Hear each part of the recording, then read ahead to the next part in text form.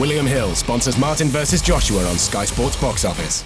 Radio Raheem here with Spencer Fearon. We're going to break down Anthony Joshua versus Charles Martin. You're in a unique position to give us an opinion on that. You've been studying these guys. You're a boxing aficionado. Thank you. When you see these two men faced off, what's the first thing that comes to mind? The size and athleticism of both men. But the first thing that's going to come around, who can trigger first? And who can trigger first in a fight like this? You would say that it would be Anthony Joshua, because if you watch stylistically with Martin being a southpaw, Martin, he does weight and he's like a thinking fighter, and you can see that he's a thinking fighter because he's got a good teacher around him right now, especially now, like, you know, I mean, he's working in Big Bear with Abel Sanchez. He was also working with Henry Tillman, the former Olympic champion, who was in 1984.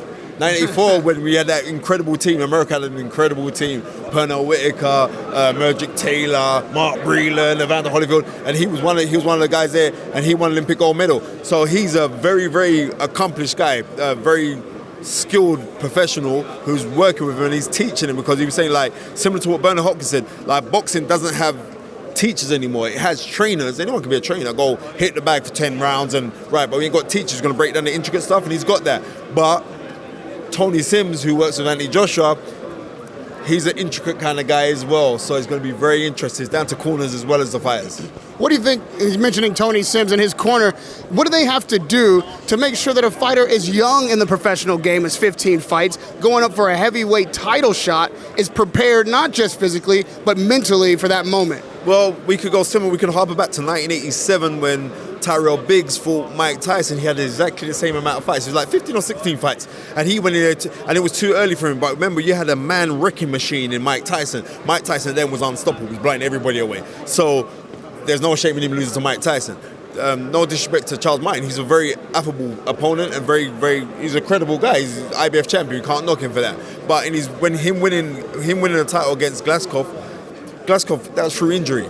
Now, if we have to look at his steady progression through the amateur ranks and how well he's doing now as a professional, it doesn't sum up to what Anthony Joshua's accomplished. He was an ABA champion. Like, that's the national championships, like an AAU championship.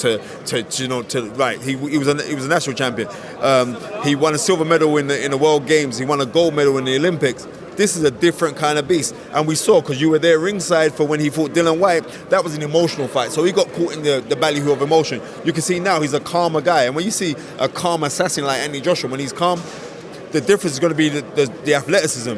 Anthony Joshua would most probably have excelled in any sport. If he was an American, he would be playing for one of your big teams out there. Yeah, he looks like he could be a football player. He would have been a football player. But not only that, but he's immensely athletic. I don't think that Charles Martin has the athleticism, but what Charles Martin is, he's a thinking fighter, and a thinking fighter is a very dangerous fighter. But if you don't allow him to think, then they're not dangerous. You've been very detailed in breaking down, which is what people love about you. You give all the little nuances. So at the end of the day, or in the night, as it will be, how does this fight end when that final bell rings? Tell me in detail what you see. Well, this is how I see the fight going. I see the fight going like this. This fight could actually go two ways. Right, this fight could go where apprehension could get the better of Anthony Joshua, and he'd be tentative to trigger. And then he'll be out throwing out his jabs and like counter shot. You know, ladies trying to walk through, trying to counter the shots of Martin. But if you look at Martin, how Martin's standing, Martin's a southpaw, so Martin's here. So Martin likes to throw his shots, right? He likes to throw his shots, right? You're in over a little bit. He likes to throw his shots, but he dips this way. So what is he dipping into? He's dipping into that right hand, right? Nobody in heavyweight boxing has got a better right than Anthony Joshua right now. Nobody, not Tyson Fury, not Luis Ortiz, not Deontay Wilder. Deontay Wilder kind of swings it, but Deontay's my boy still. But nobody in the heavyweight division has that tenacious power, that universal. So counter right hand ends this fight? Counter right hand, left hook ends the fight. I'm telling you, because he's so much of a thinker fighter. What happens is when he's jabbing, he'll jab and he dip. And when he's dipping to the right hand, and as he gets hit with that right hand jerk back, then that left hook will come around the side. Bang. And I think it's all that. And I think it's going to end really, really quickly. Tyson Fury made the analogy that this fight is going to be too early for Anthony Joshua. It could be similar to when Frank Bruno in 1986 fought Tim Witherspoon. No, this guy, no disrespect to Charles Martin. I like Charles Martin. He's a good fighter. But there's no way that Charles Martin is like a Tim Witherspoon. Tim Witherspoon at that time, had a split decision loss to Larry Holmes in 1983. He fought really good guys in Tubbs. These are good fighters. Greg Page, these are good fighters. These are lineage guys. Anthony Joshua's the guy. He's the future. He's a universal soldier. He's going to be heavyweight champion of the world come the weekend. As long as he keeps a solid mind, this fight could end in 4 rounds. There you have it. You've got the knowledge.